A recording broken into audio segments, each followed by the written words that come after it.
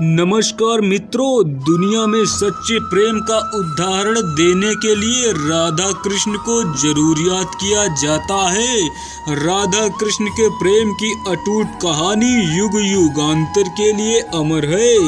यद्यपि राधा कृष्ण का प्रेम मिल नहीं पाया, अर्थात दोनों की शादी नहीं हो पाई, फिर भी प्रेम का यदि कहीं सच्चा उदाहरण मिलता है तो वह या तो शक्ति व शिव का है अथवा राधा कृष्ण का। जी हाँ, राधा कृष्ण ही प्रेम के वो दो पुजारन थे जिन्होंने इस संसार में प्रेम के वास्तविक रूप को बताया। प्रेम के लिए त्याग क्या होता है, इस बात को दुनिया के सामने हमेशा हमेशा के लिए अमर कर दिया। कन्हैया जब 8 साल के थे तब राधा और कृष्ण दोनों के प्रेम की गहरी अनुभूति का मिलन हो गया था। कहा जाता है कि राधा व कृष्ण का प्रेम जीवात्मा और परमात्मा का प्रेम मिलन है।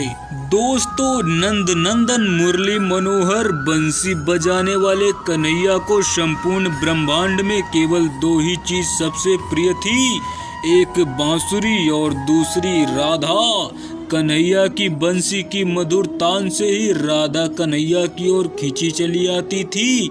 कभी कभी राधा कन्हैया की बंसी को चुरा ले जाती थी। नटखट कन्हैया फिर उसको ढूंढ ही लेते थे।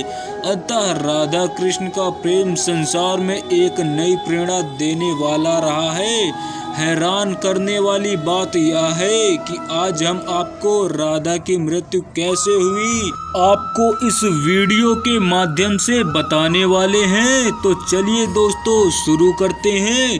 राधा कृष्ण के चाहने वाले हम सभी को भले ही यह बात थोड़ा दुखद सी लगती है, लेकिन यह सत्य है कि राधा कृष्ण से नहीं मिल पाई और राधा की शादी कहीं और हो गई थी। अंत गोतत्वा राधा की मृत्यु हो गई थी। आइए जानते हैं राधा की मृत्यु कैसे हुई, इसका पूरा रहस्य, वह पूरी सच्चाई। दोस्तों, वैसे तो आपने सुना ही होगा कि राधा के बिना श्याम आधा रहा, ढूंढ रही किसी ने मेरा श्याम देखा। राधा कृष्ण के अटूट प्रेम का यह गीत संगीत रस भरे गाने आज भी प्रेम की राह पर चलने वालों के लिए अमृत रस के समान है। बात यह तब की है जब कृष्ण के मामा कंस ने कृष्ण और बलराम को मथुरा में बुलाया। आखिरी बार राधा कृष्ण से मथुरा जाने से पहले ही मिली थी। मथुरा जाने से पहले कृष्ण ने अपनी प्रिय राधा से वादा किया था कि वह राधा से मिलने वापस जरूर आएंगे, लेकिन कन्हैया अपना यह वादा पूरा नहीं कर सके और कृष्ण से 2 बार ही मुलाकात हो सकी। एक और समय के चलते कृष्ण ने भी रुक्मणी से शादी कर ली थी, तो दूसरी ओर वृंदावन से कृष्ण के चले जाने पर राधा की बाद में किसी यादव के साथ शादी हो गई थी। वृंदावन भी कन्हैया के बिना सूना सा हो गया था।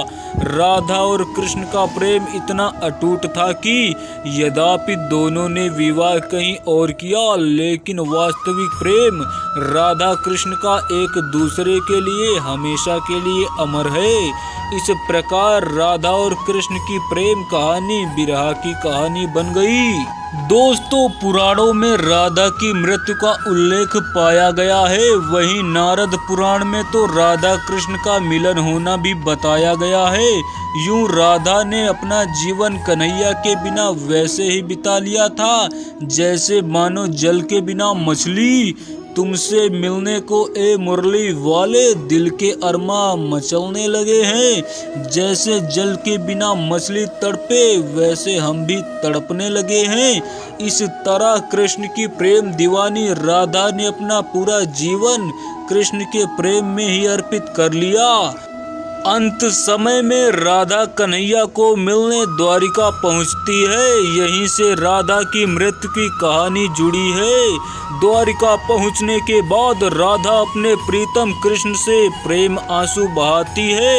वह अपने कन्हैया को बंसी बजाने के लिए कहती है। इस तरह द्वारिका में राधा काफी समय के साथ गुप्त रूप से रहने लगती है। बाद में राधा को एक दिन अचानक कन्हैया से दूर जाने का मन होने लगा। अर्थात राधा को यह लग गया था कि कृष्ण को पाने के लिए मुझे फिर से कन्हैया के हृदय में अपना स्थापित करना होगा।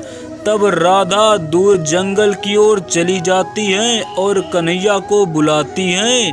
अंतिम बार राधा अपने प्रीतम कन्हैया से मिलते हुए प्रेम में डूब जाती हैं।